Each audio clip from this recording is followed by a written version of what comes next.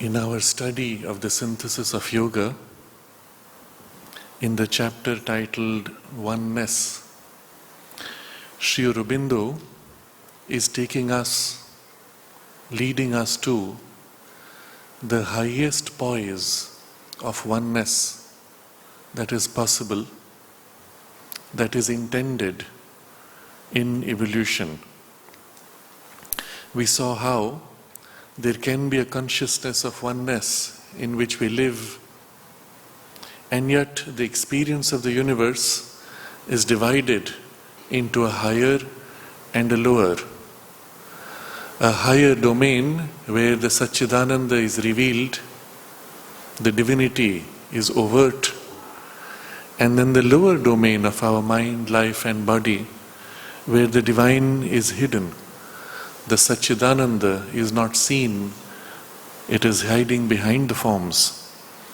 And he says the integral yoga has to recognize the double nature of this manifestation, but also to unite the two in the oneness.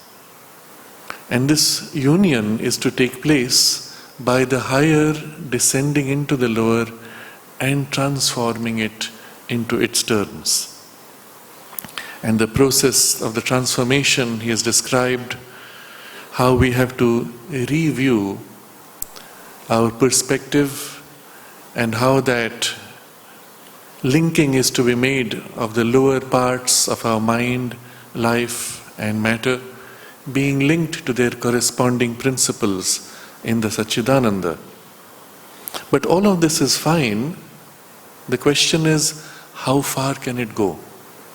We could conceive of a transformation, but can this substance that is so divided and so essentially ignorant ever become worthy of that divine? Can it really manifest that to perfection, without flaw, without limitation, without some faint trace of ignorance still remaining? And it is to this that Sri Aurobindo is pointing when he says the transformation cannot be complete or really executed without the awakening of the truth mind, which corresponds in the mental being to the supermind. That means something of that power is actually represented here, and when it awakens, in here it becomes capable of expressing that. And this is the key by which the transformation can actually become complete. Still, how can this ever, if it's representing that, how can this ever take the place of that? And the paragraph we are now reading is where he shows us the master key, which can lead to perfection, which can lead to a perfect divine life. And the means is not here. The means is that in the supermind, emerging and exercising its action here. And so the paragraph we have seen, he says, our direct perceptions, in the truth mind, we have direct intuitive knowledge. These come from that supermind. And the full emergence of that supermind brings down, he uses the Vedic image, the 7 rivers, the rains of heaven, the superior sea of light and power and joy. So this representing that or allowing the action of that is only a first point of support, a first linkage through which that can now begin to invade this. And this is the important idea. If there was not something in our mind which responds to the supermind, which can represent its action here, then the supermind could never enter this. But because this is there, and as this becomes active, it allows for a direct action from the supermind to begin to work here. And when that happens, because the supermind knows the oneness of the Satchidananda, it is also master of all this multiplicity and division. The entire ignorance was in fact created by an action of the supermind multiplying itself. So it is master, knowing both this domain and the oneness, and therefore being able to imprint the oneness fully, mastering all limitations here, overriding, overcoming, transforming all limitations here. So the link point was this direct truth perception in our truth mind, which allows this to happen. But when this happens, the transformation becomes perfect, complete. And how? And so he describes here, through 4 sections of the description, how the knowledge which mind is unable to unify falls into place by the emerging of the supermind and its truth behind the knowledge.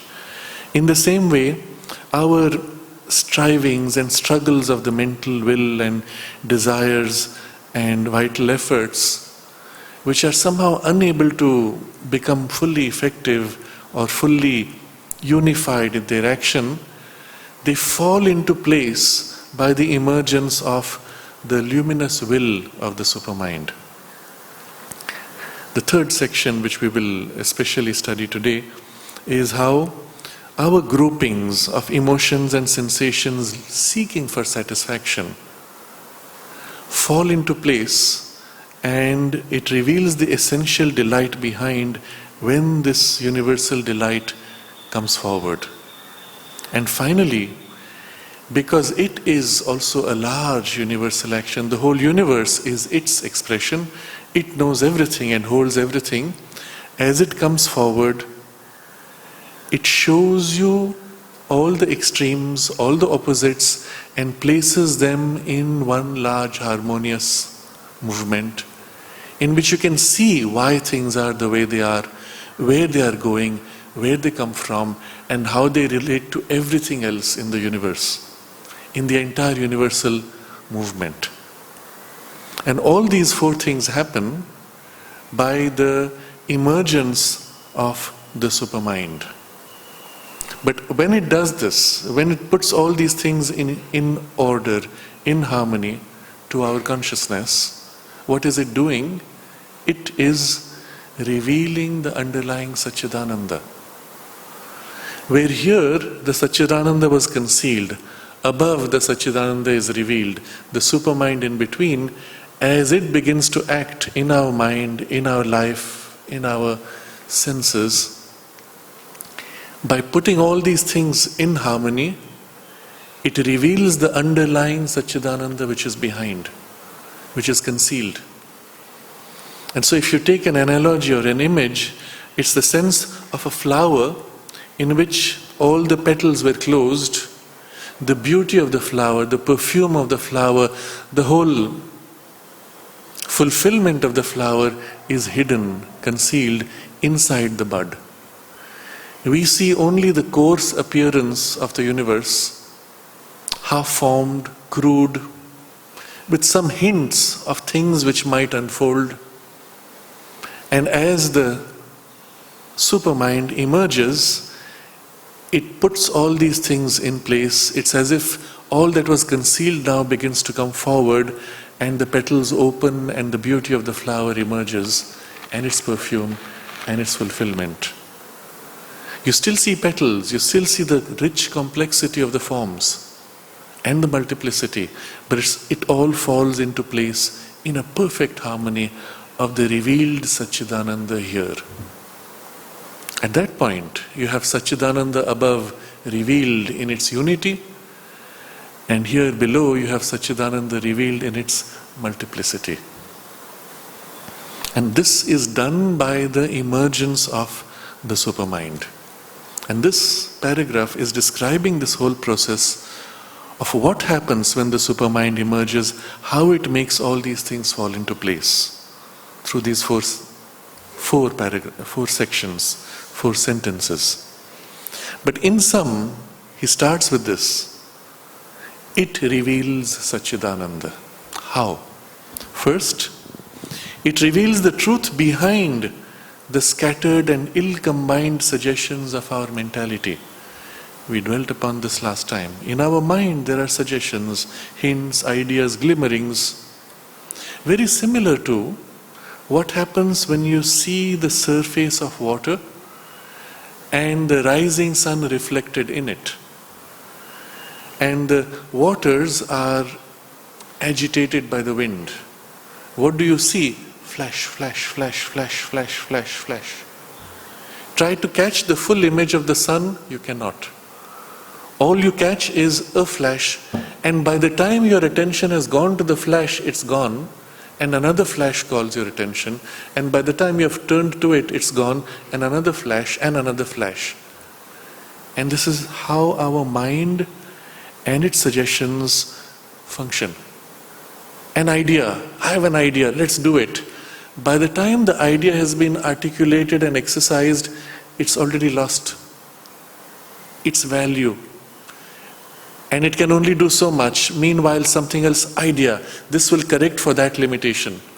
And so we start working on this, and by the time it's done what it can, you realize something else is missing, and another flash, and another flash.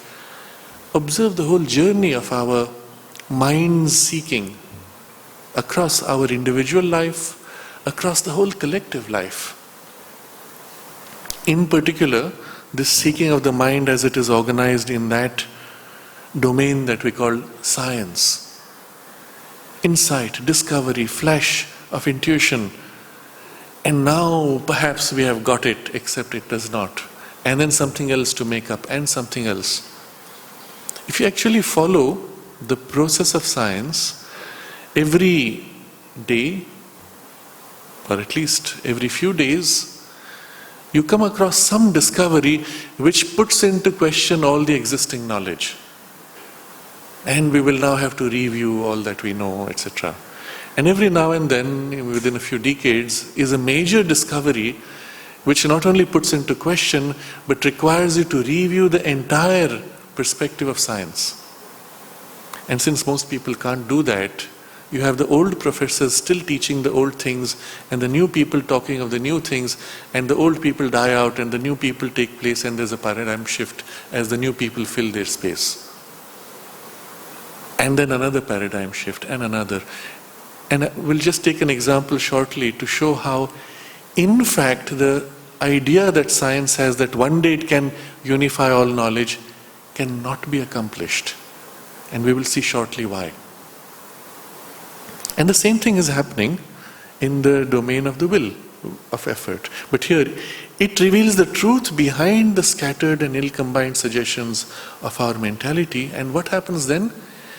Makes each to fall into its place in the unity of the truth behind. So when that happens in my science, for example, with all the evidence I have, everything falls into place. And this is the interesting thing. You don't have to make an effort. You don't have to arrange and make the pieces fit. As that underlying truth comes forward, like a magnetic field influencing all the pieces of metal, everything just falls into place. The pieces of information which didn't fit in your mind, suddenly, that's how it is. The transition is in fact effortless when it emerges. They fall into place of their own. Your mind and its struggling movement becomes utterly redundant. The analogy we may take is of a person wandering in the forest with a torchlight and trying to make a map of the forest.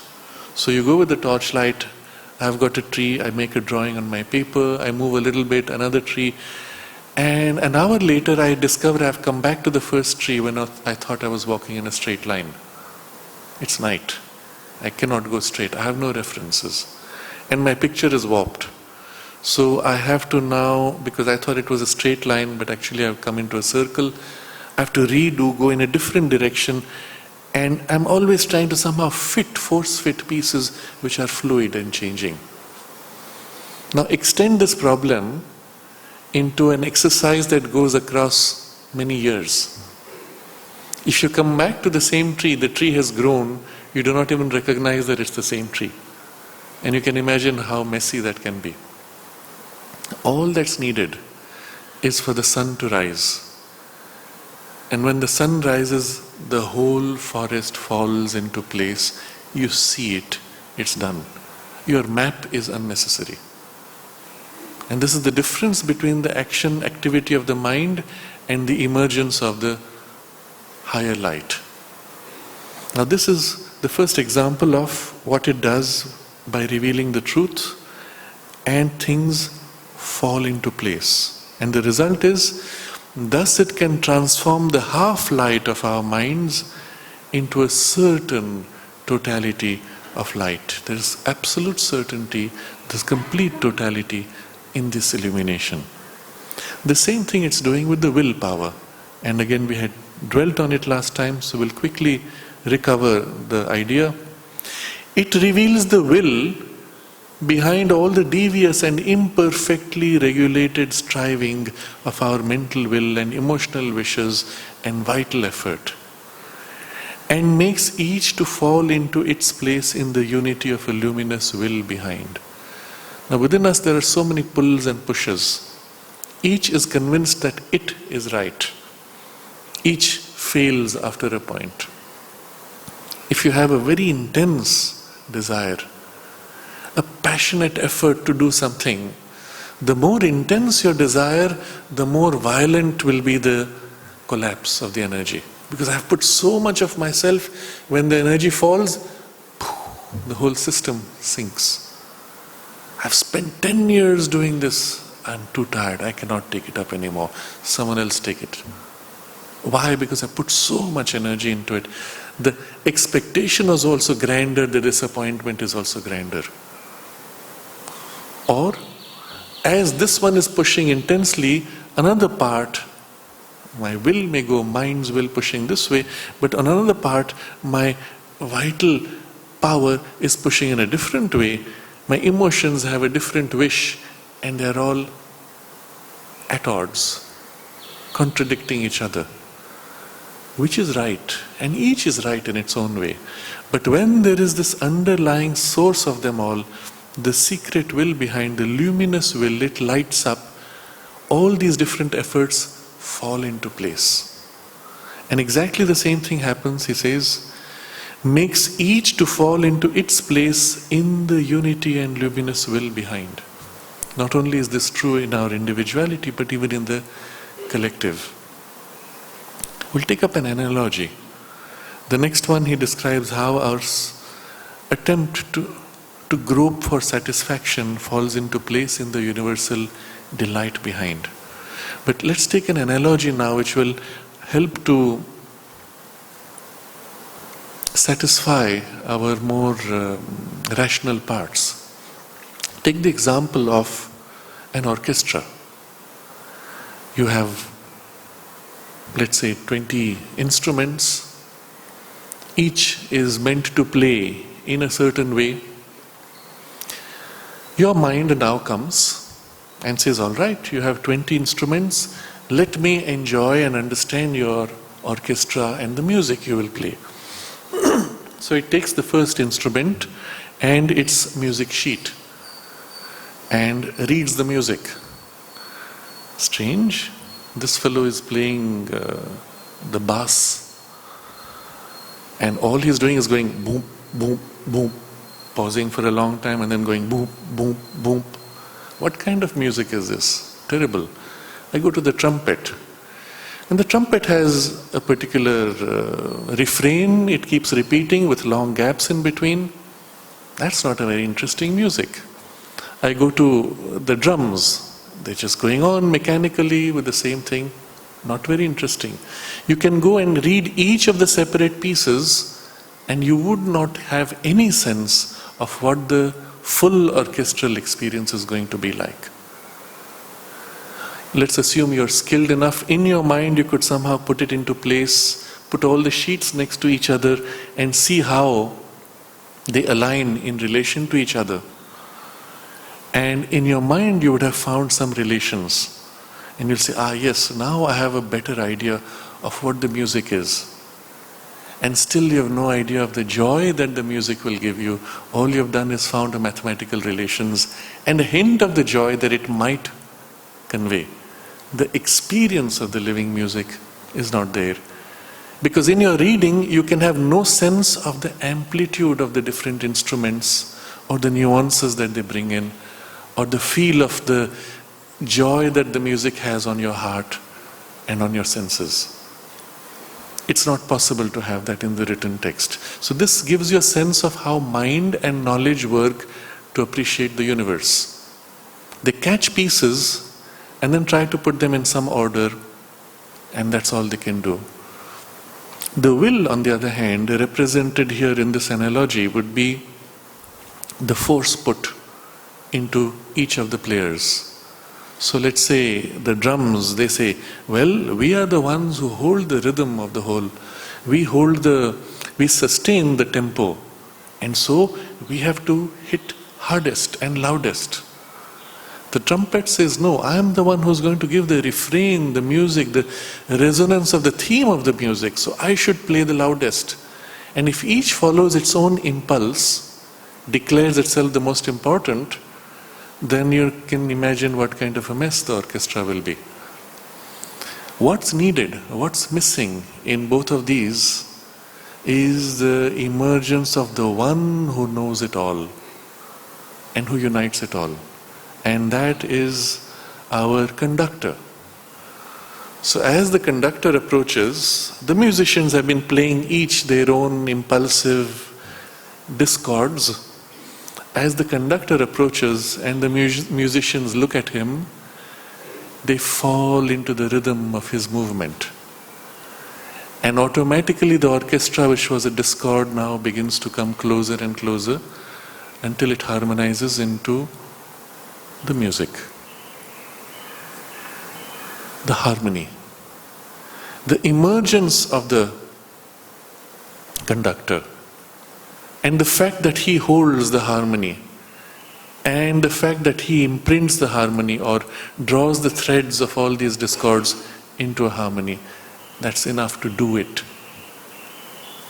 This is how the emergence of the supermind has the effect of bringing the knowledge and the will impulses into spontaneous harmony. As an analogy, you can see this goes quite far. We take the third step of the delight. The delight is still the one who holds it all, who knows the delight of it. And if he leads, he also knows where to temper, where to intensify, where to slow down when necessary. If you watch a skilled conductor, he's living the music.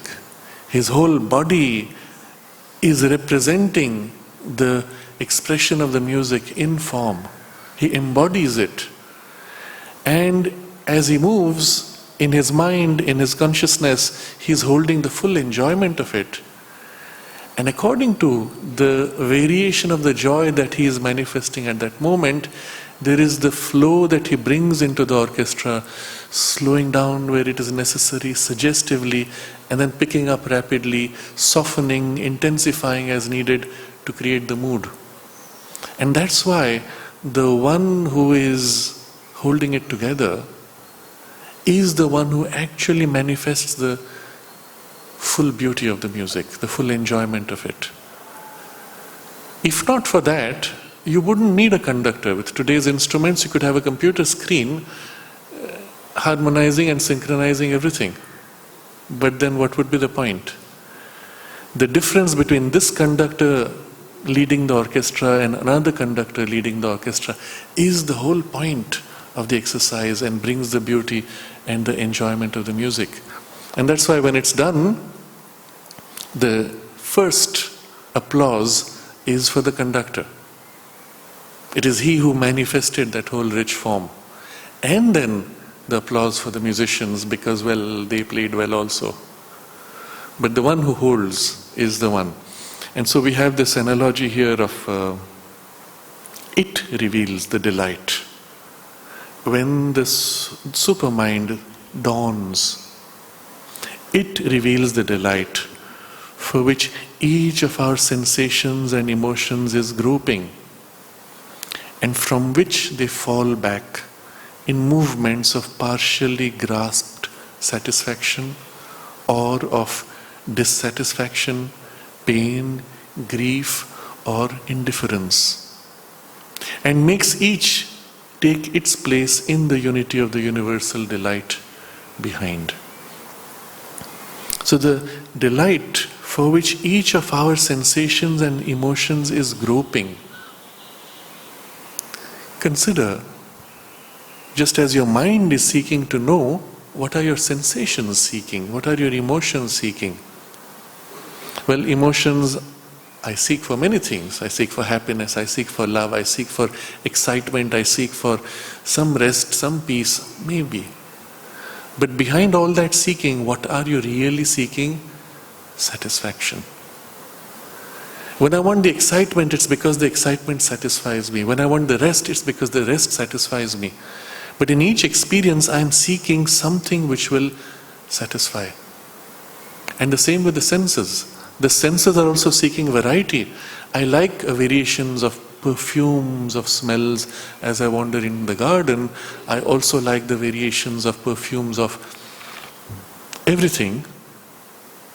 In the soap with which I wash my hands, I've had this one for too long. I've had lemon scent for too long. Let me try another. Oh, I enjoy the variation now. What is it that you're seeking? The satisfaction. And as long as it gives satisfaction, you continue. When it ceases to give satisfaction, you turn to something else. And when your life is empty, you have no satisfaction, you are clamoring wildly, looking for something which will be giving satisfaction. Because somewhere inside you, you know that that satisfaction is possible. Even that it is your birthright. If you did not already know that it's possible and it is intended for you, you would give up very quickly. Because life does not give you sustained satisfaction very long. Disappointments are much more common, and you would say, well, the world is like this, satisfaction is not possible. Forget it. Just accept what comes, and that's it. Which is pretty much what a computer does. It doesn't really seek satisfaction, it just seeks for what it is programmed to do. And we would be just automatons like that. Fortunately, deep within us, something knows and acts as the push. And what happens then? Our sensations, emotions reach out. But they don't know where it is that they will get. So what do? They try this. No. Try the next. No. Try the next. No. That's groping. Groping, the word he uses, is the sense of a person who cannot see, trying to feel with his hands one after another until this is what it is. Our emotions and our senses are groping. They don't know what will give satisfaction. You walk into a library, you see 1,000 books. Which one will give me the satisfaction that I seek? Which will be the most interesting novel? I had this experience once when it's easy when you have 2 or 3 movies and you have to make a choice. You can choose. Today I'm in a mood for a thriller, today I'm in a mood for a documentary, romantic comedy, whatever the style that you are in a mood for. Simple enough. If it's a few movies. I visited somebody's house, friend, and he had a library of several hundred DVDs, movies. I said, wow, this is going to be fun. Except as I started scanning through them, this is good, that's good, that's good, that's good. And very quickly, all the good ones began to decline. This is really good. That is really good. Let me look for the really good ones. And I spent half an hour looking for something because there were so many which would be, and I didn't know what is it that I wanted. And it was a very strange experience. You had a surfeit of choice and you don't know anymore which one you want to watch. Strange. You cannot know unless you are able to experience it. When you actually experience it, then you realize whether it is satisfying or not. And that's why the whole movement of the emotions and senses to seek satisfaction is groping. It has to try it out. So the words he uses are very suggestive and very precise. So it reveals the delight for which each of our sensations and emotions is groping. Each of them. Every emotion you have is groping for some delight. Even your emotions of sadness, unhappiness, and disappointment are groping for something. And when they grope, you catch something from which they fall back in movements of partially grasped satisfaction or of dissatisfaction, pain, grief, or indifference. Partially grasped. The very first thing which gave you satisfaction, you could not grasp it entirely. Take the example of food. This is so delicious. I've never tasted such a good soup or dal or whatever it is, sweet. And so you eat. And you eat more. And you eat more. As if you wanted to contain the full delight that the entire food could give. But you see, even as you continue to eat, your quantum of satisfaction is beginning to drop. And quite quickly. The first burst of excitement, of satisfaction that came was so promising, and then it drops so rapidly. And if you come back to the same place, this is the one restaurant which has the best of this dish. And I come back to it a second time, and a third time, and a fourth time. Suddenly, my possibility of enjoyment, the scope of enjoying the world and all the million restaurants has narrowed down to just one. And although I'm still replicating my first enjoyment's memory, something is missing. And after a while, I've had enough. Let me try out something new. And you have to break out. In the very nature of the acquisition of the satisfaction is the diminution of it and the inability to be able to absorb fully. Somehow it's designed, the world is designed so that you will never be able to acquire it fully. So the first thing you have is a partially grasped satisfaction, even if you had satisfaction. But more often than not, you have dissatisfaction. Because when the partially grasped satisfaction is there, the partiality of the grasping is already a dissatisfaction. So any satisfaction carries with it dissatisfaction. And then of course, if you didn't get satisfaction, the dissatisfaction is already there. So in the overall sum, the dissatisfactions are more common because they are always there. Less or more, that's the only difference. And interestingly, what makes up for it is the hope that you will find somewhere a little more satisfaction. When the dissatisfactions are frequent enough, generally, or when they become intense enough, then they become painful. An excess of some satisfaction was too intense, or on the other extreme, too flat, dissatisfaction, but with the intensity often pain. As a result of the pain, the emotions and the mind are affected. You have grief. And if the grief continues long enough, eventually it just becomes numb and you have indifference. Okay, that's how it is. I give up. And this broadly is the spectrum of the experience which our sensations and emotions flow through. All the while, what they're seeking is the delight. And this delight is revealed with the emergence of the supermind. Why and how? Makes each take its place in the unity of the universal delight behind. Because the true delight is universal. It includes the full spectrum. It puts everything in right relation to everything else. And when you are able to appreciate the full nuance of all the relationships, that's when you have the delight which is sustained. The moment you cut it up into a piece, that piece has lost the relation with the rest and it diminishes, fades and loses value. The analogy, we go back to our orchestra.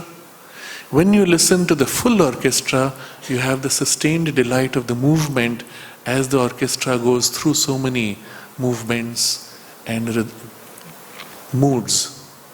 But if you cut up a few of the instruments, separate them from the orchestra, what happens? Oh yes, I enjoyed the tune that the trumpet and this cluster of instruments played, but after a while, it becomes boring. It can only nourish so much and for so much time. You're closer to the left and you have more of the drums and the bass. You enjoy it for a while, but you miss the trebles. Any of the pieces you take separately, you will never have the sense of the fullness of the movement, and with it the sustained enjoyment, the sustained delight. And so the secret to delight is to be able to receive the universality of it. Any cutting up leads to this partially grasped satisfaction or dissatisfaction, pain, grief or indifference. The partial grasping is also as a result of our incapacity to take in. I have the full delicious meal spread out. You go to one of these large buffets. In a wedding, which is the more expensive types in India, they will often flaunt 150 different dishes spread out over such a large space that you don't have enough energy to walk across because you've eaten so much. If only I could eat everything, what a great joy it would be.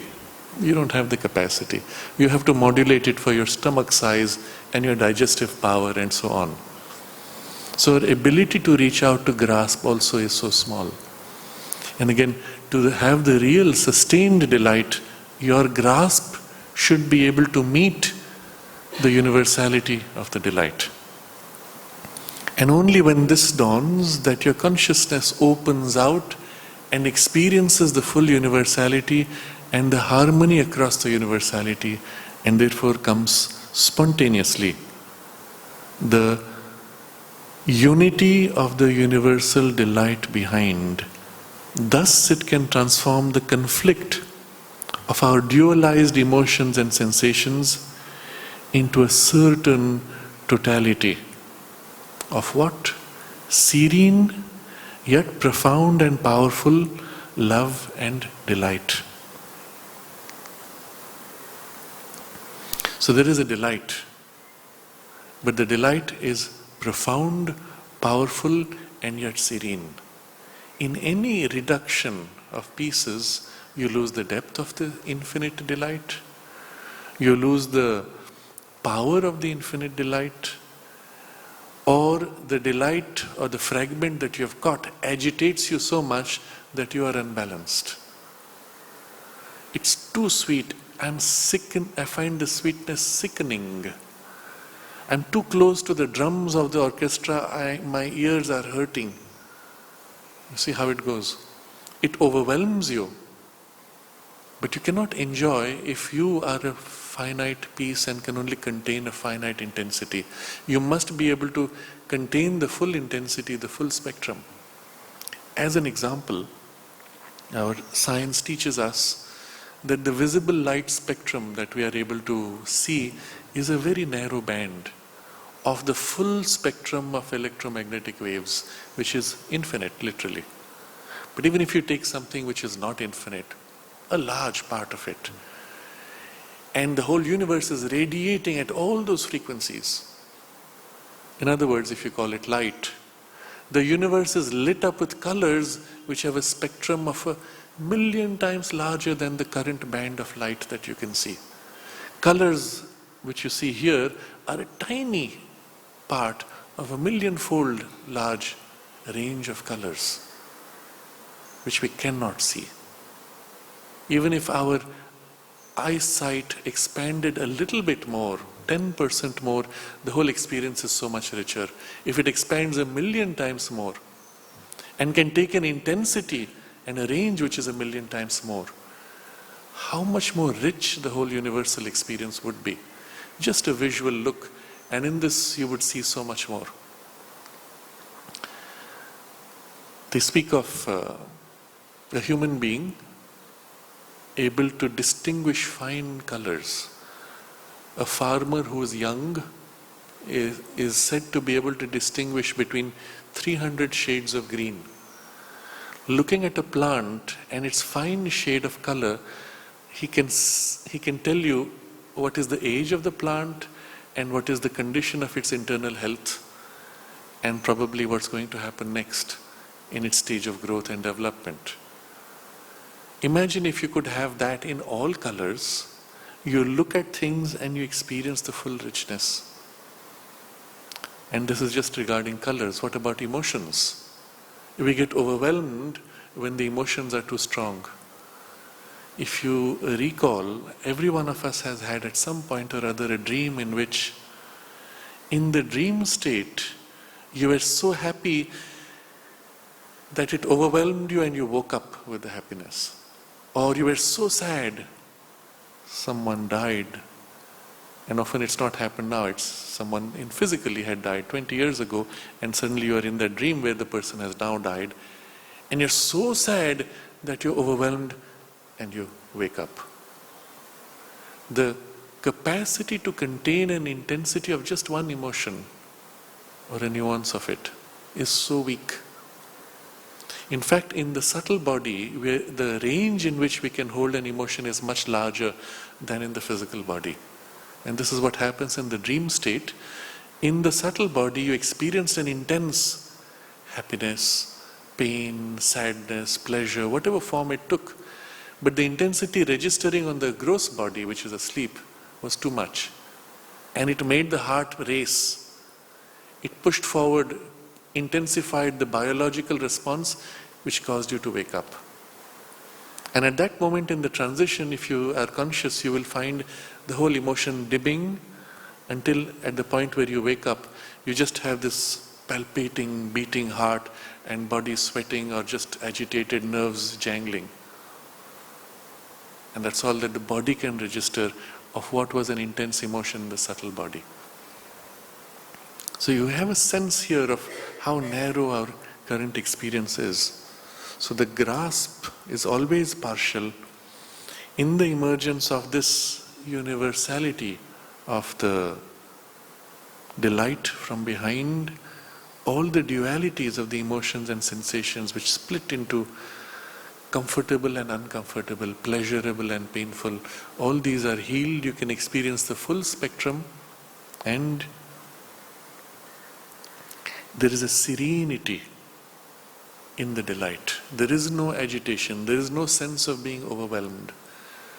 The moment you get agitated as a result of an experience, you've already defined the limit of your capacity to experience it.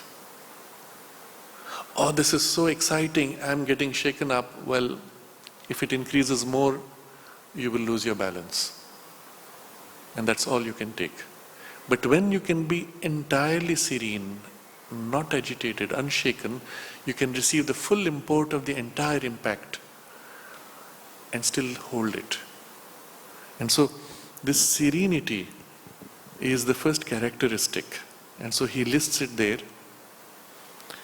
It transforms into a certain totality, all is included, of serene yet profound and powerful love and delight. So from the serenity, which is the first foundation, you can experience fully. And the next characteristic is profound.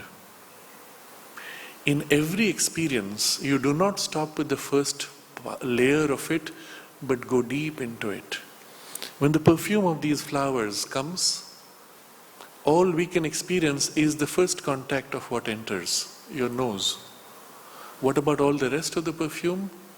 Well, your nose cannot access it. But as your consciousness grows, it experiences not only what comes in the touch, but all the rest which is behind. And how deep does it go? As deep as the universe is. So the first character of this universal delight being serenity, the second character is its depth. It can go deep, and it has many layers.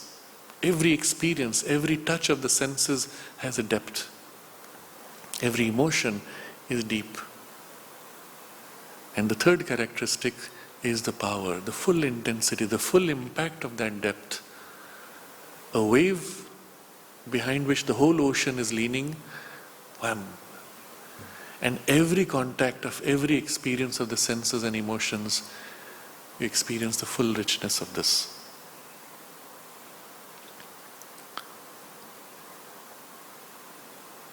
Serene yet profound and powerful love and delight.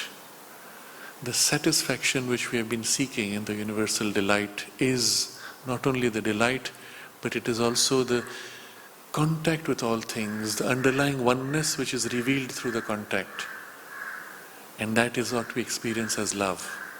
It is the universe reaching out to embrace you, you reaching out to embrace the universe in all its facets, in all its experiences. And what are you? The one experiencing what? Itself. Individualized, universalized. The same one taking a poise of an individual, the same one taking the poise of the universe, and meeting, and the unity and the play of love and the delight. Serene yet profound and powerful love and delight. And this emerges with the emergence of the supermind. What the supermind has done is, in coming forward with its unifying underlying universality, it has revealed to you the underlying truth behind. It has revealed to you the unity of the luminous will behind. It has revealed the unity of the universal delight behind. And it has revealed basically the Satchidananda. The knowledge, will and delight of Satchidananda is revealed to you by the emergence of this supermind. There's a fourth aspect to this emergence. It's not only in the experience of the things as they are, it's not only in the immediate sequencing of things, it is in the large movement also, where there is a coordination across extremes. A universe which is infinite has one special feature. If you find one thing here, eventually you can find its opposite, because the universe is infinite. If it was finite, then this could not be. If you find this here, well, there's only a limit as to how much you can find. But because the universe is infinite and nothing is ever repeated, you can go on looking and you will find something new and new and new, until one day you find something which is the opposite of this. And this is the beauty of this universe. For everything that exists, you have the extreme of the opposite also visible, experienceable. And if a universe is made in which everything has its extreme opposite, how do you reconcile the opposites? How do you see their relationships and their right role in the larger unfolding of the universal delight? And this is possible only if you see all these extremes in their right relations. And this is the fourth aspect of this movement of revelation. Moreover, revealing the universal action, it shows the truth of being, out of which each of its movements arises, and to which each progresses. The force of effectuation which each carries with it, and the delight of being for which and from which each is born. And it relates all to the universal being, consciousness, force and delight of Satchidananda. Thus, it harmonizes for us all the oppositions, divisions, contrarieties of existence, and shows us in them the one and the infinite. So by precisely placing the underlying truth of everything, by making it visible, all the extreme opposites, all the extreme divisions, and all the contraries of efforts and even of knowledge, all these are harmonized in this underlying one which is infinite. So before that, what he has described is something which is exceptionally revealing. He says, I go back to the earlier line, moreover, revealing the universal action, it shows the truth of being, out of which each of these movements comes, the force of effectuation and the delight of being from which. And all this can be seen because it is revealing the universal action. Unless you're seeing the whole universality of the action, you cannot trace back a movement to its underlying cause and to its eventual purpose. As long as you're seeing a partiality, there'll always be an entry point where the thing pops in and an exit point where it pops out. You do not know its beginning, you do not know its end or its true cause.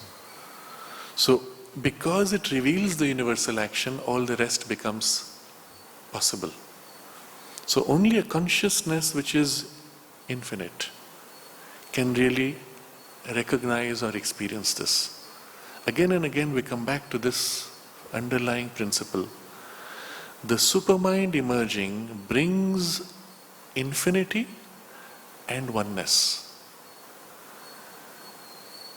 Infinity which is not pieces, but infinity which is expression of an underlying oneness, one which is everywhere in the infinite. And that's why all this is possible. And this is the character of the supermind. So revealing the universal action, it shows, first, the truth of being, out of which each of its movements arises and to which each progresses. Now this truth of being is the aspect of the Satchidananda which so far was left out. You see, we saw knowledge of the consciousness, awareness.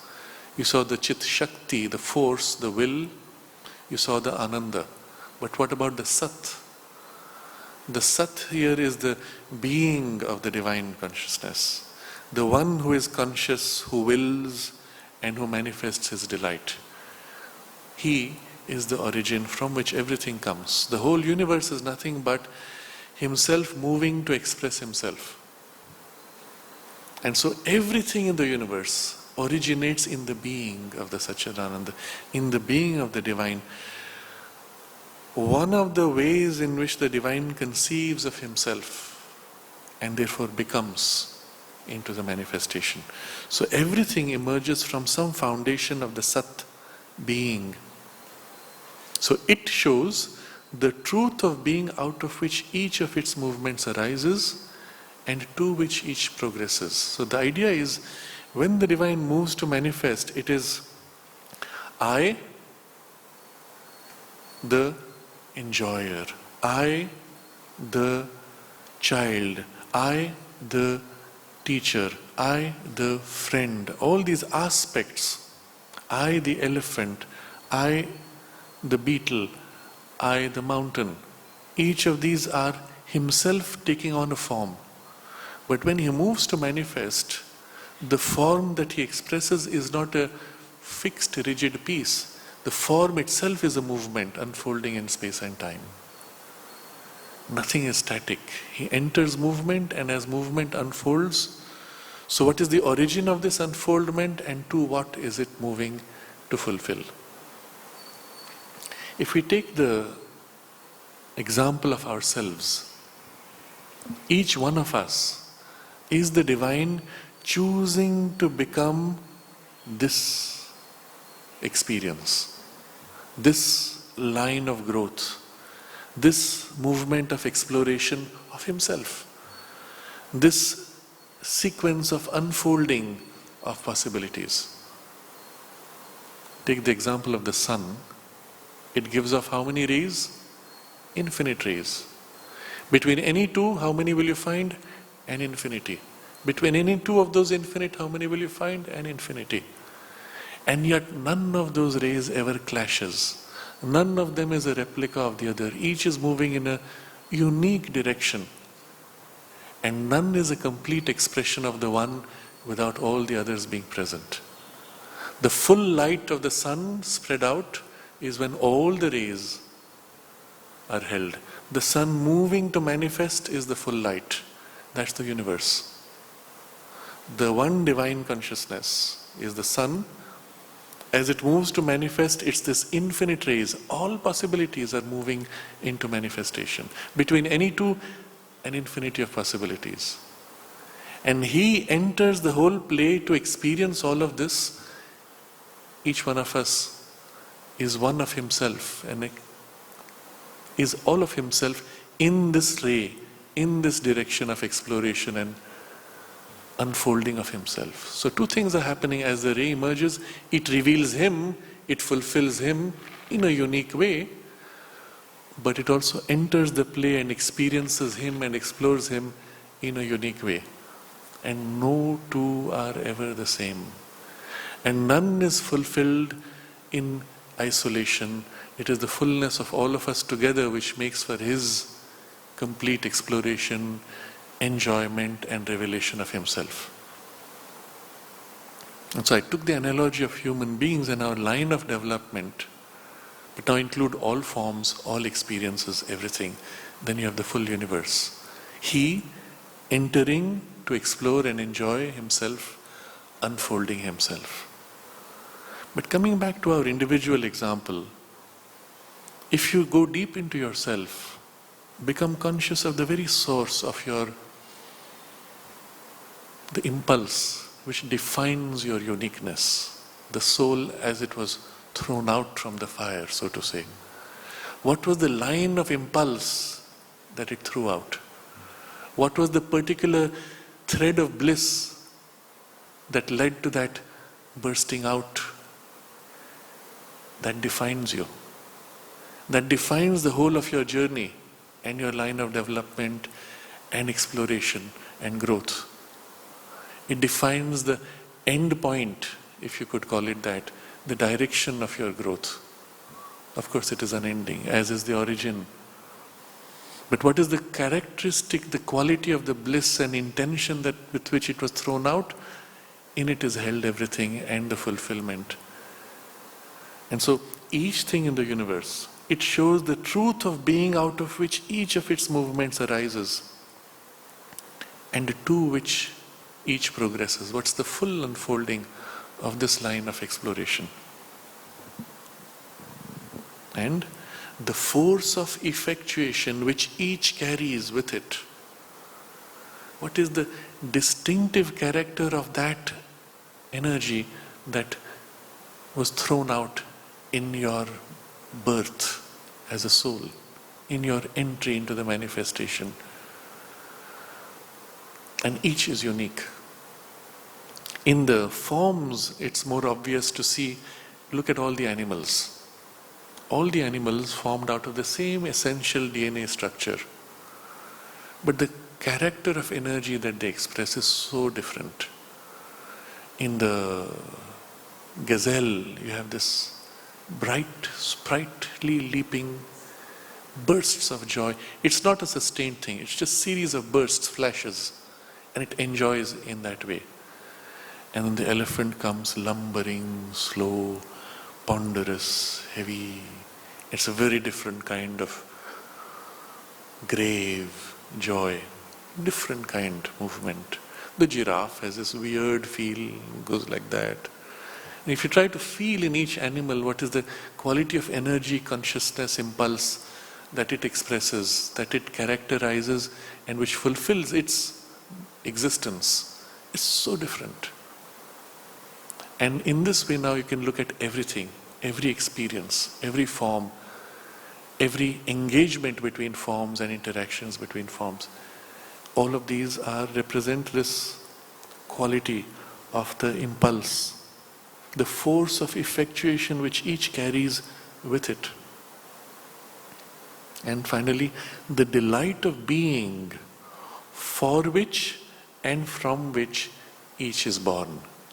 And so he gives a double aspect to the delight. The delight is born for experiencing this, but the delight is born from this movement of delight. And so there's a double aspect. The thing of which gave birth, the quality or impulse of delight, and then the way that delight unfolds and what it fulfills in the play. If we take an example of a narration of a story, let's consider the whole purpose of this creation like a cinema, like a play, like a drama unfolding. This movie was very interesting, but it lacked that edge. How do you bring that edge? You throw in this one character who has the tendency to somehow come and spoil everything. Otherwise it would be too simple a movie, right? So the impulse which comes there, the impulse of mischief, and then the purpose that the impulse plays to bring confusion, to bring division, to somehow prematurely release a secret, or to hide when it's most critical and needed.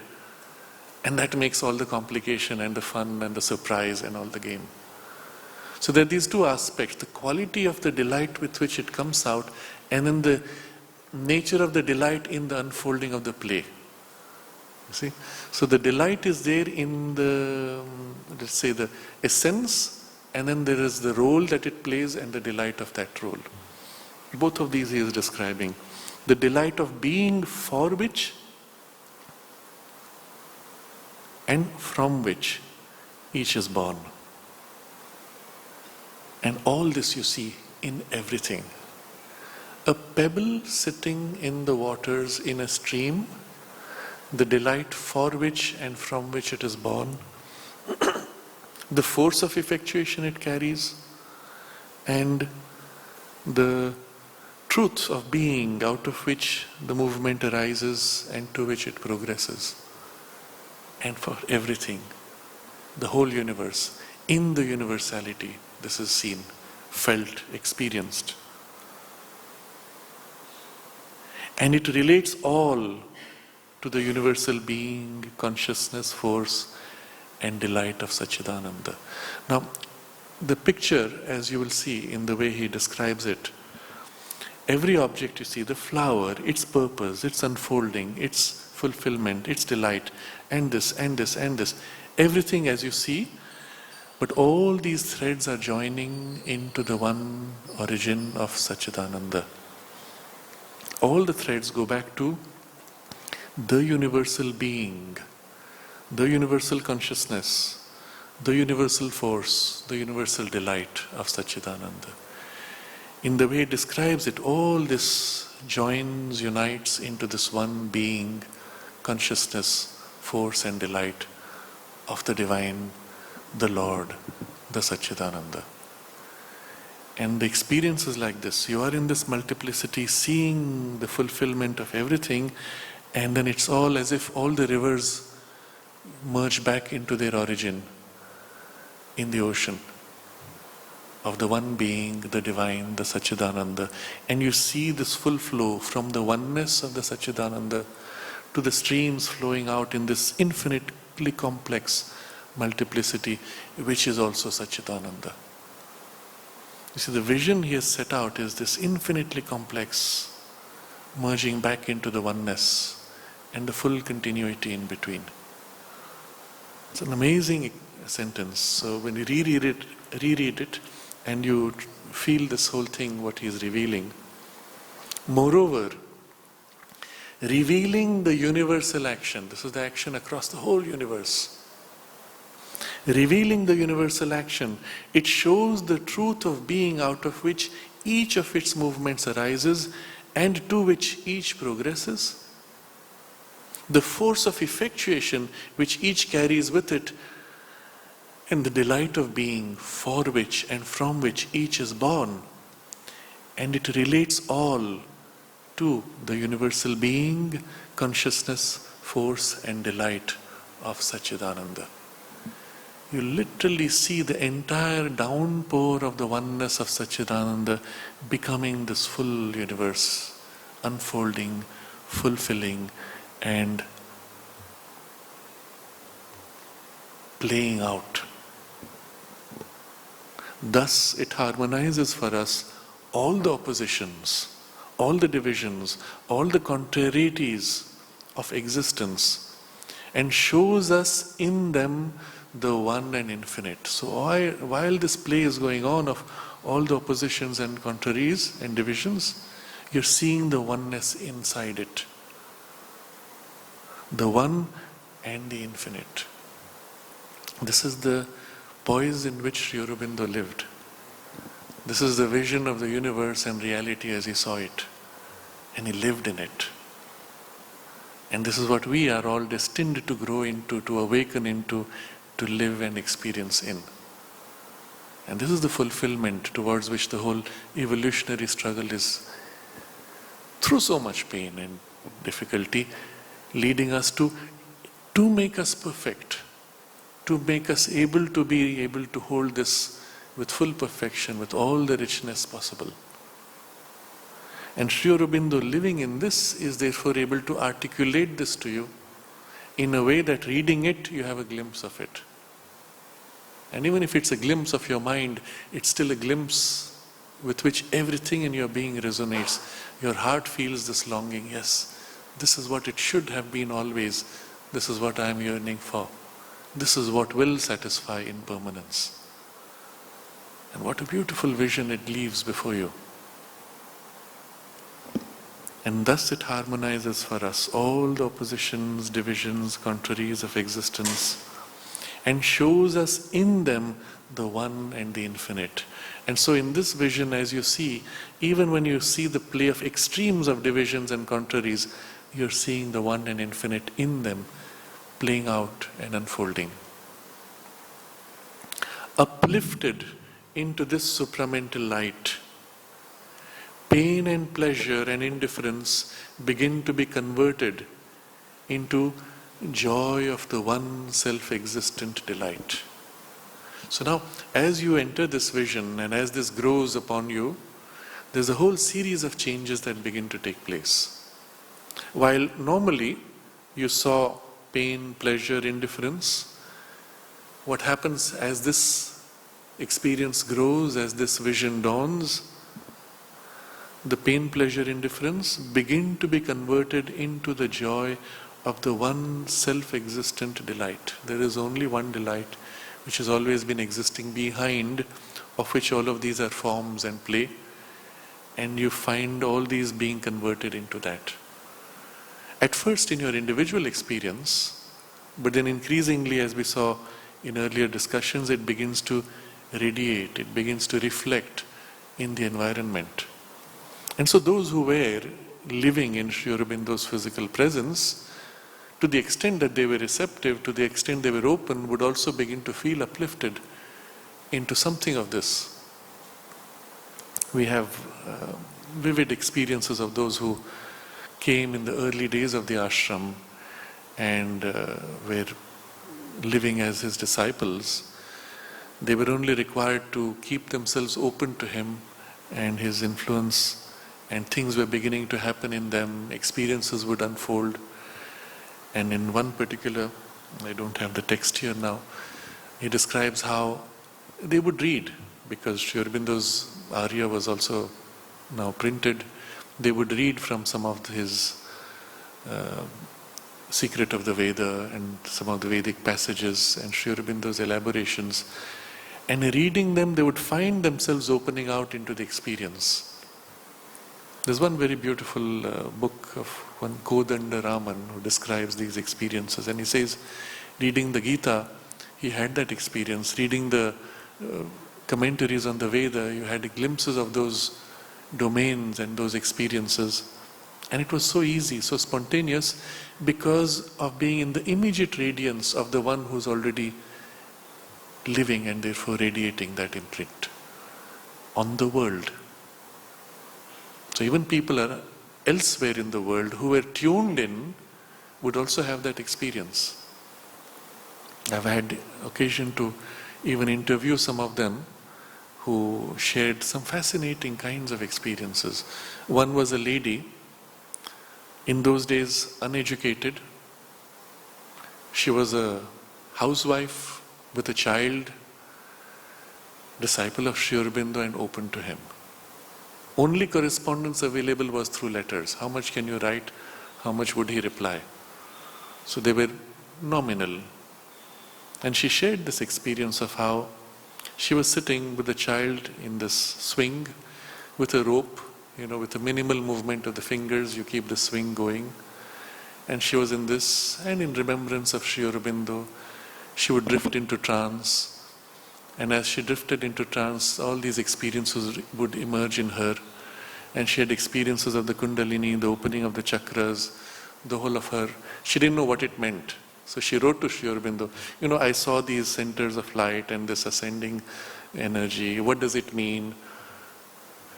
And in one of those experiences, and she was particular of narrating this, she said, as she was drifting into this inward trance, she found Sri Aurobindo holding her by the hand and drawing her out.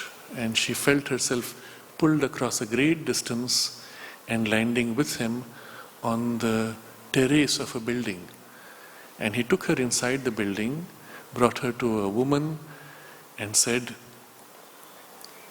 hereafter she will be in charge of your sadhana. And that was it. She came back, not knowing what it meant. Many years later, when she came to the ashram, she was living there. It so happened on some occasion she was led to visit the archives building, went upstairs and said, this is familiar. She stepped out on the terrace and said, this is the terrace where I landed. This is the room where I met the woman. And she realized it was the mother. Now, living in Bengal, having never been to Pondicherry, having never met Sri Aurobindo or the mother, well, the experience was just given. So the point is, physical distance did not matter. The only requirement for those disciples was remain open to him. And then you could do everything else. But keep that focus. So, and it was so, everywhere in the world, anybody who was open was given. Once they were accepted, this movement was happening to the extent, of course, that they could receive. This woman was exceptional, obviously. And after she came to the ashram, the mother took her as one of her assistants to work upstairs. Now this meant already something, because it meant the person was exposed to the mother, to the intensity of her aura, to the intensity of her energy, which is not easy to manage for long. And if she was allowed there, it's because she had that capacity, she had that transparency and receptivity, and she would be working there. And when she narrated all this to me, and there were other things she narrated. It was already in I believe in the mid-90s that this took place when she was narrating. And then she said to me, even now when I'm sitting here, sometimes I feel the breeze of mother walking by. She used different words, but this was the sense of it. And some other incidents like that. I think I have recorded it. I don't know where the tape is now, but... And she said, I'm sharing this with you because someday perhaps it will be useful for you. And I think the best use that I have made of it is to share it with others because of how much it inspires. But all of this is naturally the result of one who lives and therefore radiates or can imprint that radiance in those who are receptive. So this experience, literally the dawning as the supramental emerges, there's this dawning of all this, and the whole ongoing human experience is gradually lifted as all these threads are linked into the underlying oneness of the infinity. Uplifted into the supramental light. So, series of changes. Pain, pleasure and indifference begin to be converted into joy of the one self-existent delight. Strength and weakness, success and failure into powers of one self-effective force and will. So, you have the delight, the will, energy, then the consciousness and knowledge. Truth and error, knowledge and ignorance into one light of the one infinite self-aware and universal knowledge. And the fourth, which is the characteristic of being inside form, you are limited.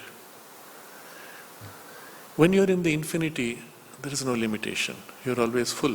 But you have aspects of fullness that you can play with. But the moment you enter the domain of form, not only you are limited, but comes with it another interesting factor. You can grow and you can shrink. You see, the relationship of the self and the psychic being is this. The self is infinite, unchanging, because it is already everything. There is no question of change. Beyond space, beyond time, well, where is change possible? Change is only possible in form, which is inside space and time. So the self projecting a part of itself inside space-time, obviously being in space and time, it has a form. It has a limit. But with limitation comes the possibility of growth. So the psychic being in quality is like a drop of the consciousness of the self, of the Satchidananda, entering space-time, and then as a drop it is limited.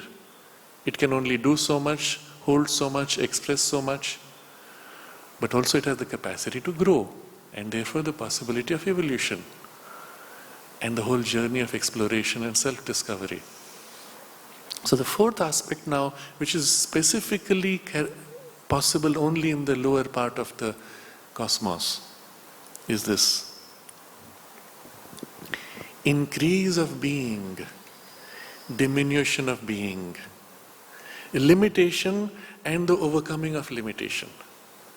This is the experience we have here. What do these become?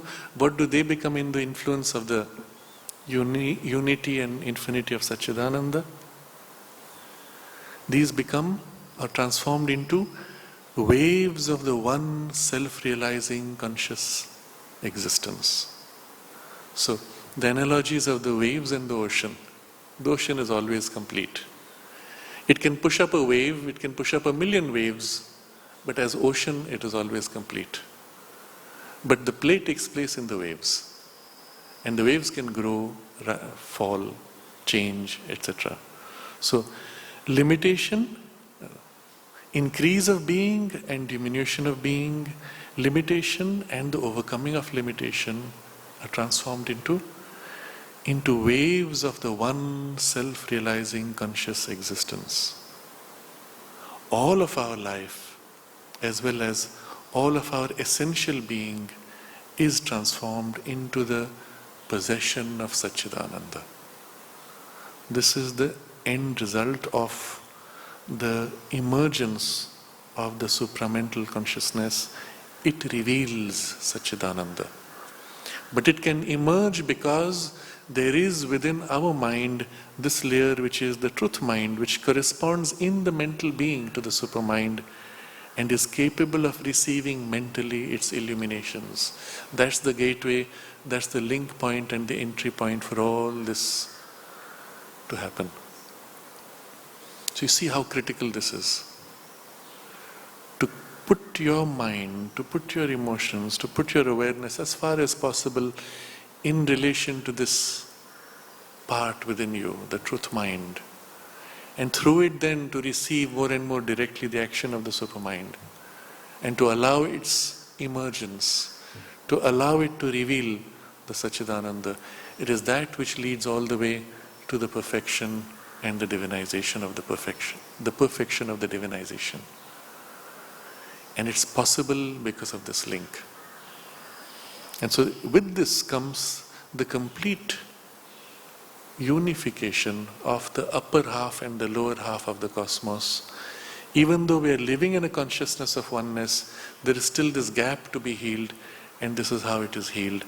And the power that heals it is the supermind. The consequence of this in the yoga and the way it harmonizes the different aspects of the yoga is the theme for the next paragraph, which we will keep for next time, next Friday.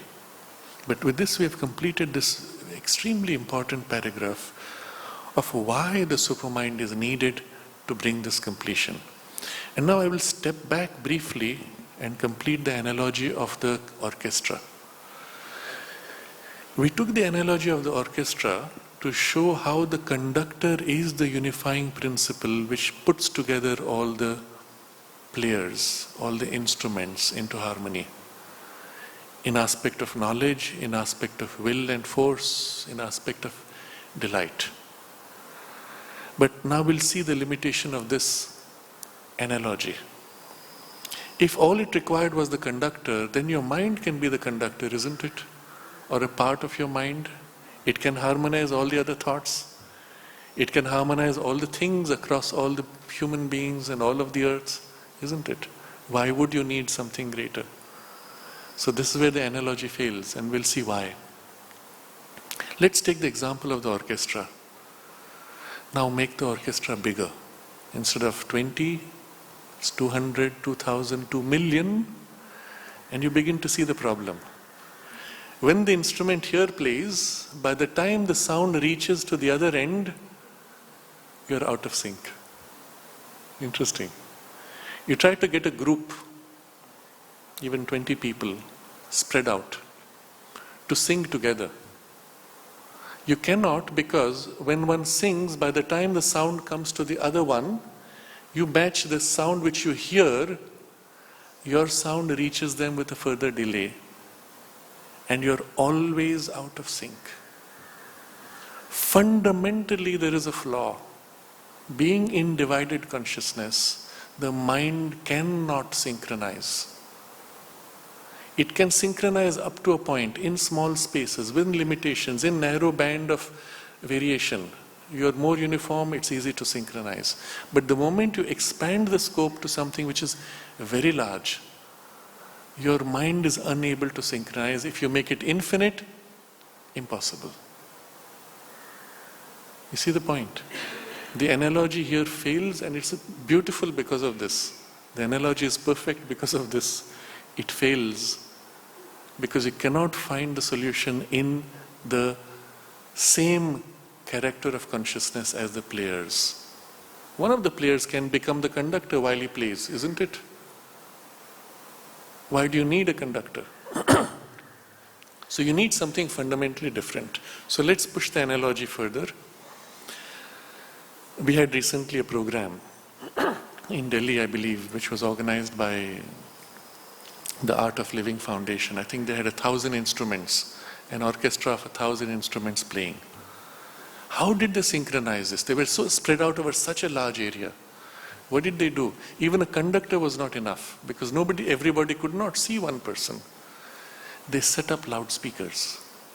They set up video screens, so that if they have a conductor, his movement is seen instantly by everybody all around. The sound of the metronome or the sound of each other is broadcast by the loudspeakers. So you hear what is far away instantly through the loudspeaker which is close to you. Okay? What are you doing here? The sound takes time, so you have used electricity, you have used light, which is much faster than sound, million-fold faster. And so you have bypassed the problem. So you could manage with an orchestra of 1,000. Now extend this to the universe, across solar systems, across galaxies. The light takes 1 billion years to reach you. You can never synchronize. What did you do when you put the video screens everywhere? You put the one person who was the conductor in every location. You multiplied him and made him omnipresent, right? Or as close as electronics could do, electricity and light can do. But the moment you see the scale of a galaxy, from one end of the galaxy to the other, it takes 300 light years or whatever. 300 years for the light to reach one end to the other. How do you synchronize? With what? The only thing which can synchronize is something which is omnipresent, which is as present here and now as it is present here and now there. There and now and here and now equally, but the same one, you see. And only one who is present in the whole universe simultaneously as the whole universe can be then the conductor and can synchronize the orchestra, and mind cannot. Therefore you need a grade of consciousness which is present everywhere, which is able to impulse will itself everywhere, and which holds the perfect harmony of the full complexity of the universe. That instrument we call, that grade of consciousness we call the supermind. And it is fundamentally different from the mind for this reason, that it is present everywhere. It is the impulse which is everything. It is the delight which is everywhere. So our analogy now helps us to appreciate. It took us as far as it could as a picture, as an analogy, and in its failure now we recognize the need for something fundamentally different. Now the supermind, as the consciousness of oneness which holds everything together, as the one will which is behind all the impulses and all the energies, and also the one delight which is the originator of everything, is therefore the only thing which can hold the universe together in perfect harmony, and therefore is the only thing which can reveal the perfect harmony which is presently concealed. And this completes our understanding and appreciation of this paragraph. Our direct truth perceptions, he began, our direct truth perceptions, on the other hand, come from that supermind, a will that knows and a knowledge that effects, which creates universal order out of infinity. Its awakening into action brings down, says the Veda, the unrestricted downpour of the rain of heaven, the full flowing of the 7 rivers from a superior sea of light and power and joy. It reveals Satchidananda.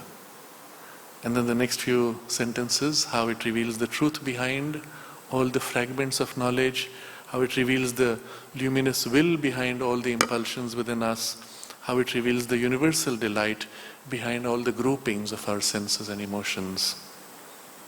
And revealing the universal action, it shows the truth of being out of which all these emerge, into which they move and fulfill themselves. Thus it harmonizes for us all the oppositions, divisions and contraries of existence, shows us in them the one and infinite. You see, not only it's showing you that from which it's flowing and into which it's growing, but while the whole play is unfolding here, it shows still the oneness and the infinite which is hiding behind the appearances. And as you're uplifted into this, all these divisions harmonize. All the errors and these things, you see their underlying unifying principle. So we reread this last sentence. Uplifted into this supramental light, pain and pleasure and indifference begin to be converted into joy of the one self-existent delight. What is this sense of pain, pleasure, indifference? We have discussed before how you push pleasure beyond a point, it becomes painful. Pain itself, if you soften it sufficiently, it becomes a sensation which is quite interesting and acceptable. The line which splits is your capacity to hold. Your incapacity to hold makes it painful, your capacity to hold makes it pleasurable.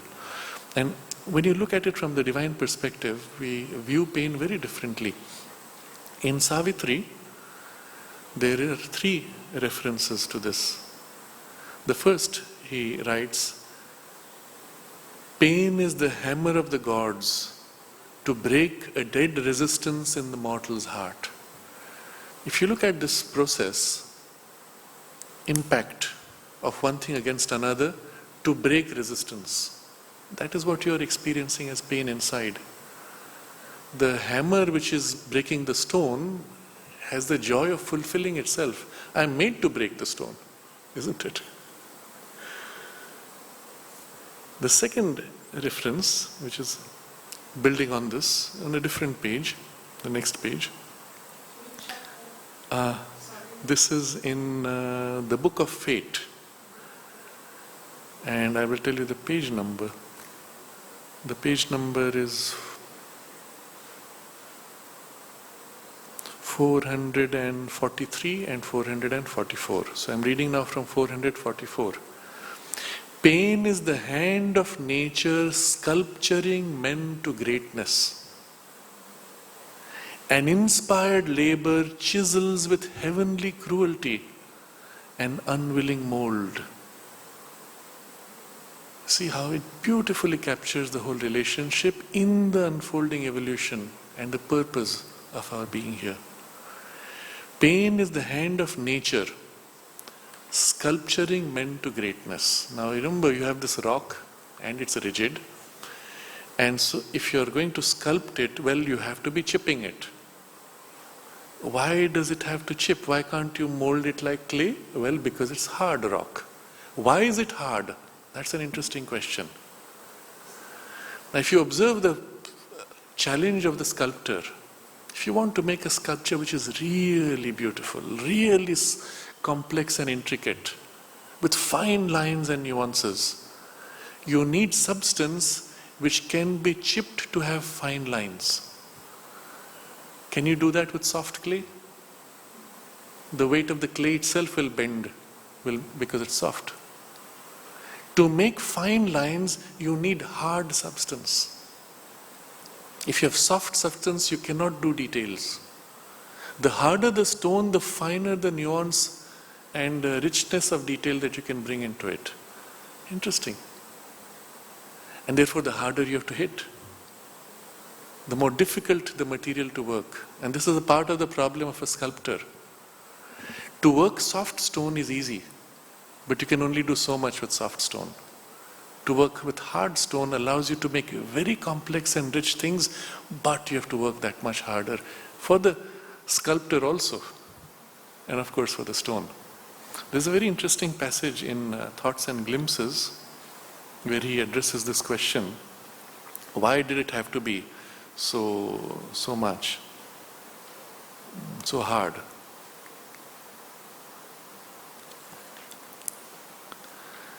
Wherefore God hammers so fiercely at his world, tramples and kneads it like dough, casts it so often into the bloodbath and the red hell heat of the furnace.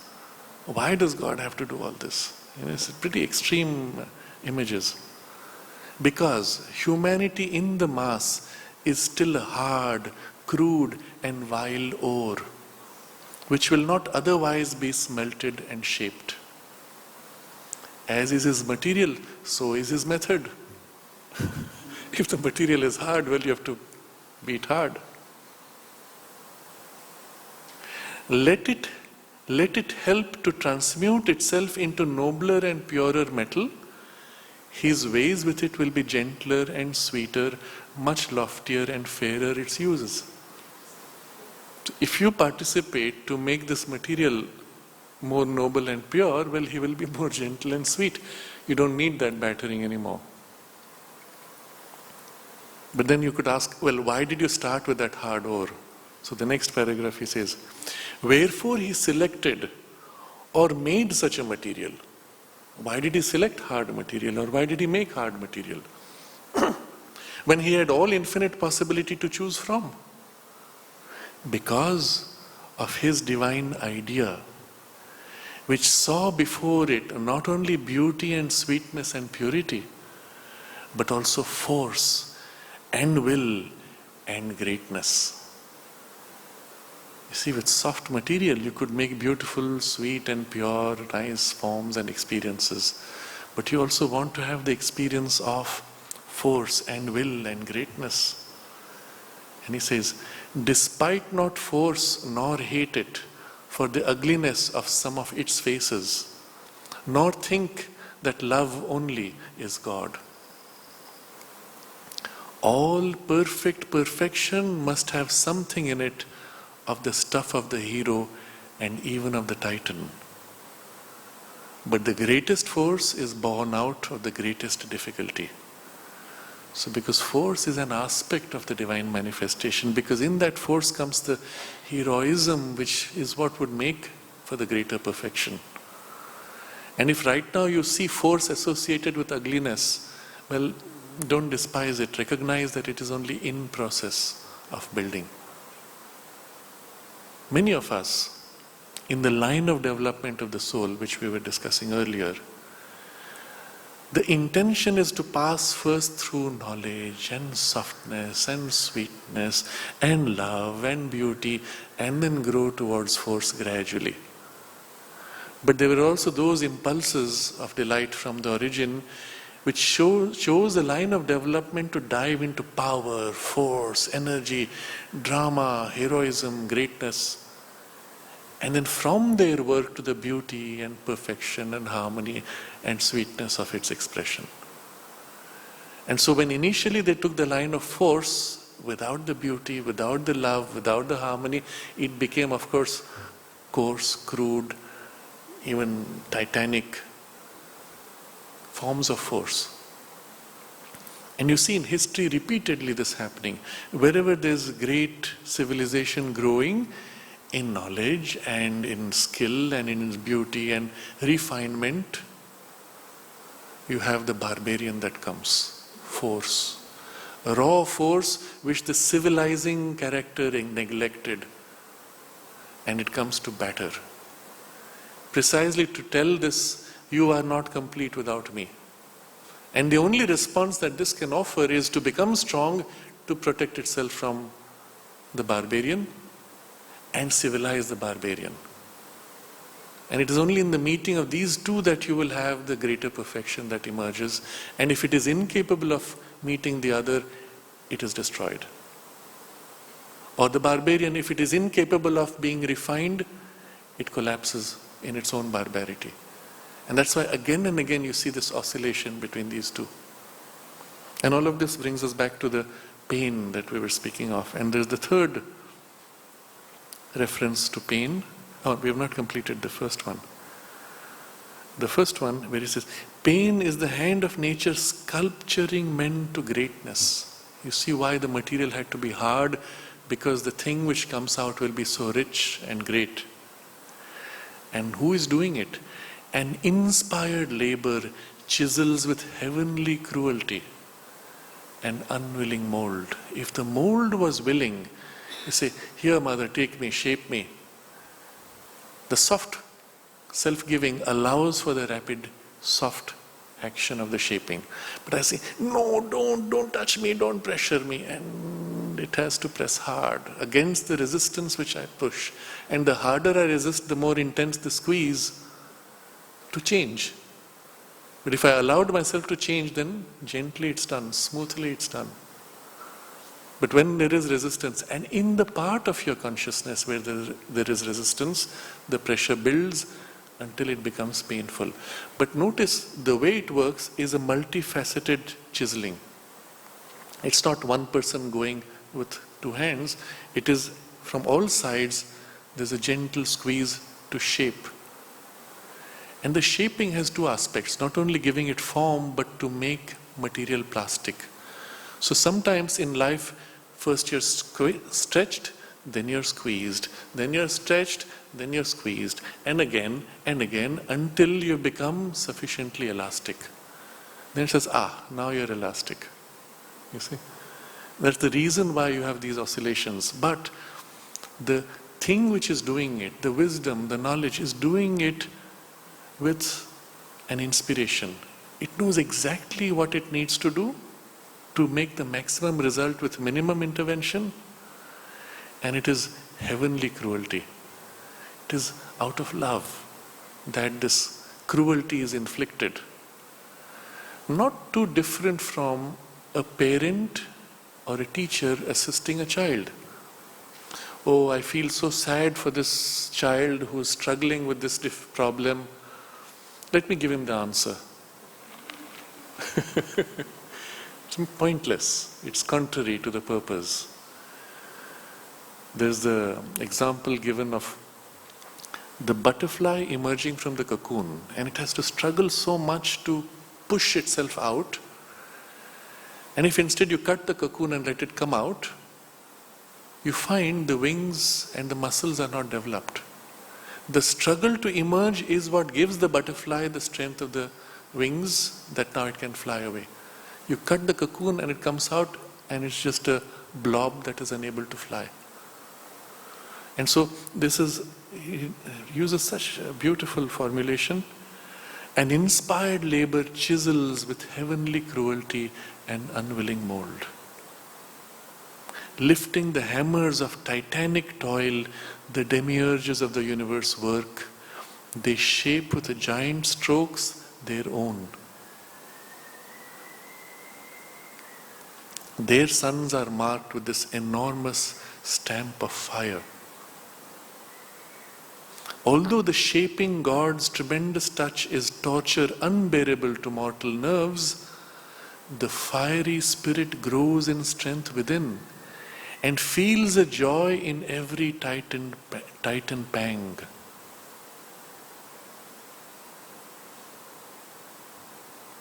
So we skip this now and go to the third one, which is on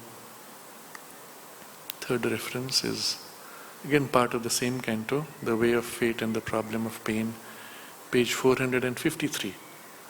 And here he says, pain is the signature of the ignorance, attesting the secret God denied by life. Until life finds him, pain can never end. Calm is self's victory overcoming fate. And having understood this, the advice given is, bear. Thou shalt find at last thy road to bliss. Bliss is the secret stuff of all that lives. Even pain and grief are garbs of world delight. It hides behind thy sorrow and thy cry. Even as you're struggling, shouting, behind that is the world delight, which is putting this, the secret stuff of all that lives is the bliss. So the pain is the signature of the ignorance, attesting the secret God denied by life. The ignorance, when you have ignorance, you will have pain. Because the ignorance is the attestation, it is the evidence, it is the confirmation of the secret divinity within, which is not revealed, which life is denying. As long as your surface life is denying this inner truth of the divine presence within, well, that ignorance of it, that gap, that separation from it is pain. And therefore you cannot avoid the pain as long as that gap exists. It is the signature of the ignorance. But if you bear, if you work to bridge this, and let that inner influence begin to lead, then this ignorance gradually thins out, and thou shalt find at last thy road to bliss, because it is, after all, the secret stuff of all that lives. So we come back to the text. Uplifted into this supramental light, pain and pleasure and indifference begin to be converted into joy of the one self-existent delight. Not only internally to yourself, but you see everywhere, wherever you have the pain, pleasure and indifference, well, they are just modes. They are variations in appearance of the same essential secret delight. Because the delight is there, the experiences are possible. If it was not there, the things couldn't even be. And the appearance of pain, pleasure is only a distorted reflection on the surface of the secret delight, which is struggling to emerge. And its means of emergence are precisely the pain, pleasure, indifference cycle of experiences, which help you to grow and bridge the ignorance and liberate the divinity within. Next, of the same thing, of the other things, it says, strength and weakness, success and failure. Similarly, these alternations are uplifted into powers of the one self-effective force and will. For that one effective force to emerge, these cyclic movements are what are helping to form on the surface and bridge with its direct emergence. And truth and error, knowledge and ignorance are uplifted into the light of the one infinite self-awareness and universal knowledge. And again, we look at the example of how our mind, our struggle to know, going through this, repeatedly knowing and then discovering the knowing was partial, and again expanding, is training the mind to think, to become an instrument for a logical, rational organization, so that when the higher knowledge emerges, it can work through a richly developed vehicle to articulate and express itself richly. You see, the example is of sages or saints who have had spiritual illuminations, and when they try to express themselves, don't have a vehicle to articulate. What comes through at best a few beautiful symbols, but that's about it. The mind cannot understand. Oh, it's so beautiful, but how does it explain? And you compare that with Sri Aurobindo, where he is not only able to articulate with the full power of the symbol, but also with the full rational expression.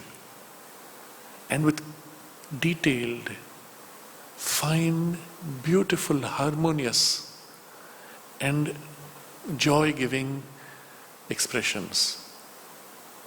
The full power of the intellect perfected as a vehicle for the supramental knowledge to express itself. But to build it to that, the vehicle had to be first prepared. And for that it had to go through this alternations of truth and error, knowledge and ignorance. That's the struggle through which we are building the vehicle. Just as our physical tissue has to be stretched and squeezed, so our mental substance has to be stretched and squeezed, and all the complexity that it is capable of has to be drawn out of it. Take the example of a school again, where a child is not very skilled in the play of thought. Well, you do what you can and then leave it. Where a child has a skill to be able to play with complex ideas, you give them more and more complexity, greater and greater challenges to help develop precisely that faculty. And this is the way we are growing. Until we are ready for the direct illumination, now to take charge of this fit instrument. And finally, increase of being and diminution of being, limitation and overcoming of limitation. These are uplifted into waves of the one self-realizing conscious existence. There is only one existence which is fulfilling itself, realizing itself in spite of all appearances. And it goes through this movement of waves, limitations, in order to formulate and perfect and express itself. All our life, this is all the movement outside, and all our essential being, this is the change in the consciousness within. So if you saw the earlier things, they discuss things of our being, our consciousness, and these later things are the play on the life. Both these, all of these are transformed into the possession of Satchidananda. They hold, they become one with. It's not that they reflect, they possess. They are one with Satchidananda revealed. So reflection is a great thing, but it's not enough. The material which reflects is not participating in what it reflects. The mirror is never full of light. When the mirror itself becomes of the character of the sun, then we have the divinization, are transformed into possession of Satchidananda, and it is this which allows for the divine life revealed, for which all of evolution is struggling. And this is the message that Sri Aurobindo came to give the world, that it is not just a reflection of the divine life on earth, it is a manifestation and a transformation into divinity that is possible, and that is the goal of this evolution. So we pause here, and it is a beautiful paragraph worth rereading now, having gone through it in such detail. And when you read it as one big picture, he just lifts you into this vision, and the promise and conviction are there, resonating deep in your heart, and you know it will be, and the time doesn't matter.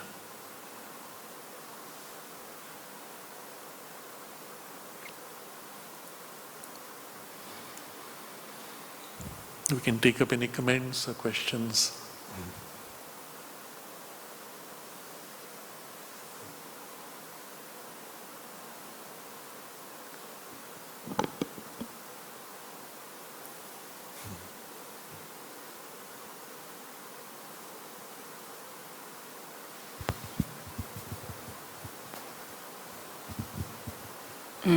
One of the last things you said I didn't get, with a child who's skilled in, Yes.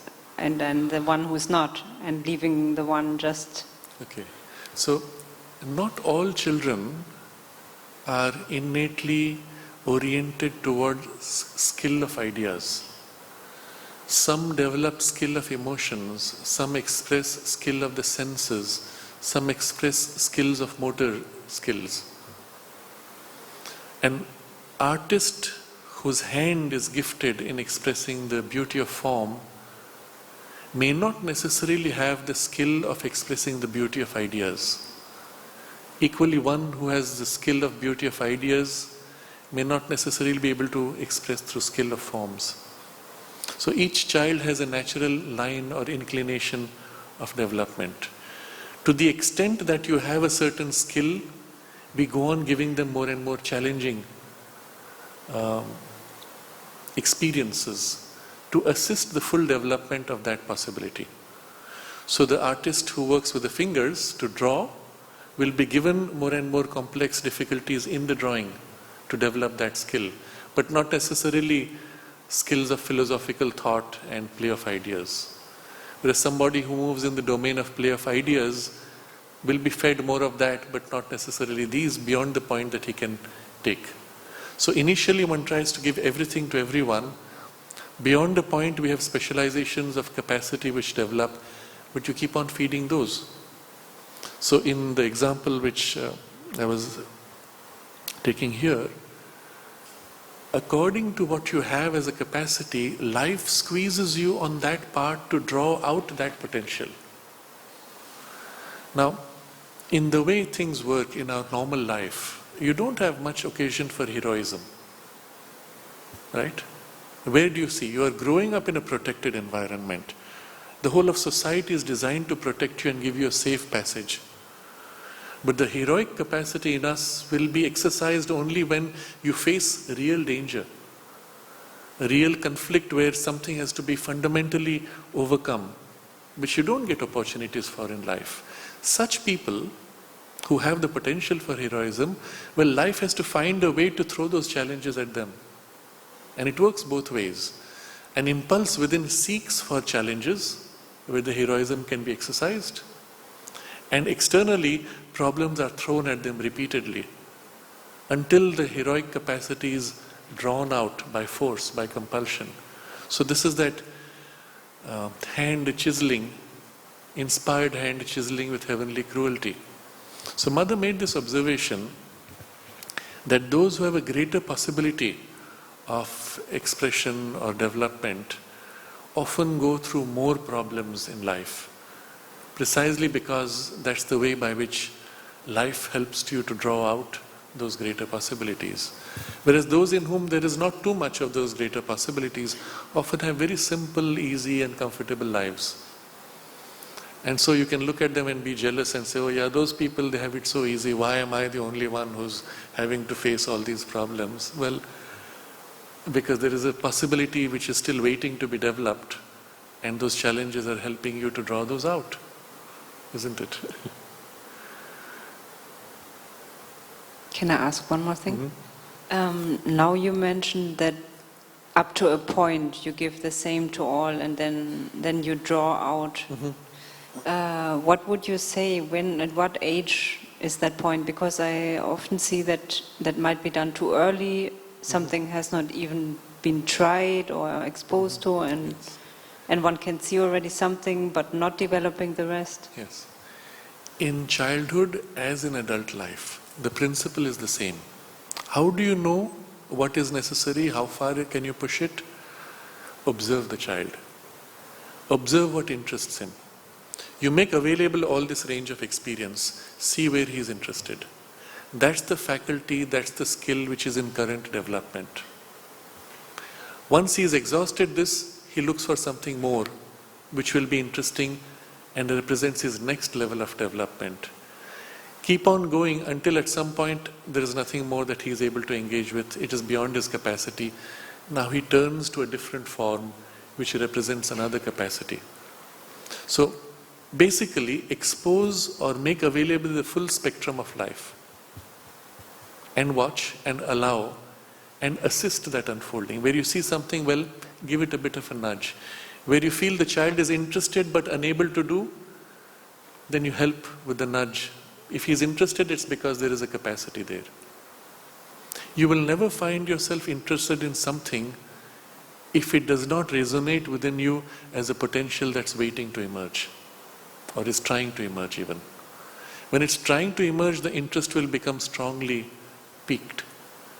When it is just latent, it will be there as an interest but no immediate impulse. So just by observing, you will know where and what direction, and what to push and what to assist and where not to. And the same in our adult life. Except in our adult life, we are much more rigidly formed. So often I meet with people, they have crossed that age when they were responsible for their children. Often their children have moved on and suddenly they're alone, and now their life is empty because they spent all their life looking after their children. What do I do? And if you simply ask them, what are all the things you wanted to do which you didn't do because you had children? Yeah, but I am too old now. I can't go back to those things. But if you get them to list it, it would include all kinds of things from physical experiences, swimming, dancing, painting, even other skills, musical instruments. But I'm too old to learn. Who says that? Your fixed idea, your rigidity. Because you don't see in society people your age doing it, you try to conform. But if society changed, if it was the norm that everybody at all ages is always working to develop new skills or new hobbies, you would say, oh yeah, now I'm free from this, I'm ready for the real thing, isn't it? So it's just the rigidity and a kind of an inertia that says, I don't want to make the effort to learn something new. If you can break that and catch the impulse which is there in you actually, which is suppressed, which you've hidden from yourself, you catch that impulse, you will find you continue not only to grow, you continue to enjoy, and you remain young. You remember Mother's definition of youth. She says, you are old when you stop progressing. And the advice she gives, remain young, never stop striving towards perfection. Now that means even as your biology becomes less capable, you still continue to strive for what you can do within your current capacity. And as long as you're doing that, you're young. When you stop that, and you say, this is all I can do, and you give up, then you become old. Interesting. But you see, the same principle is operating from the young age through to adult life.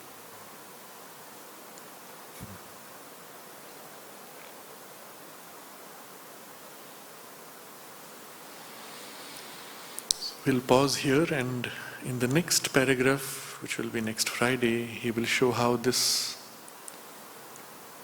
path of knowledge then joins with the path of devotion and the path of works, and there is a broad unity even in the process of the yoga.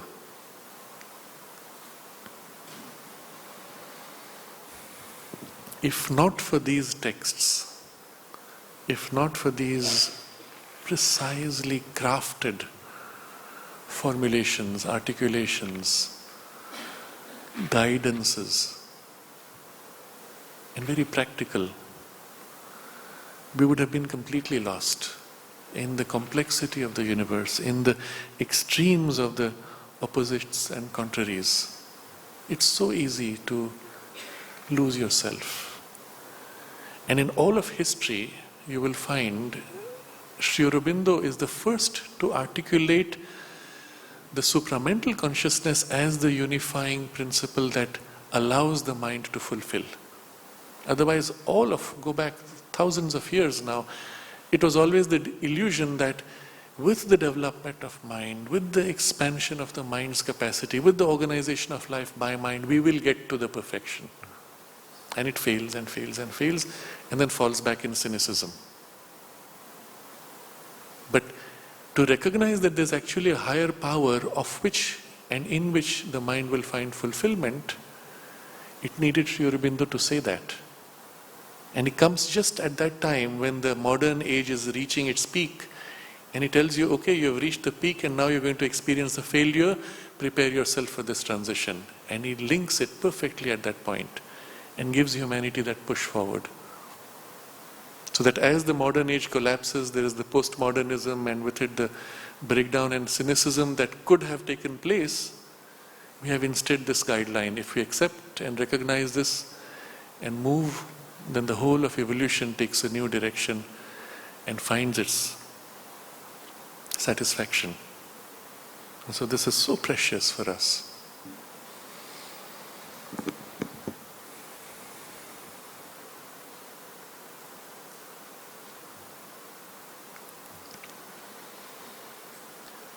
Oh.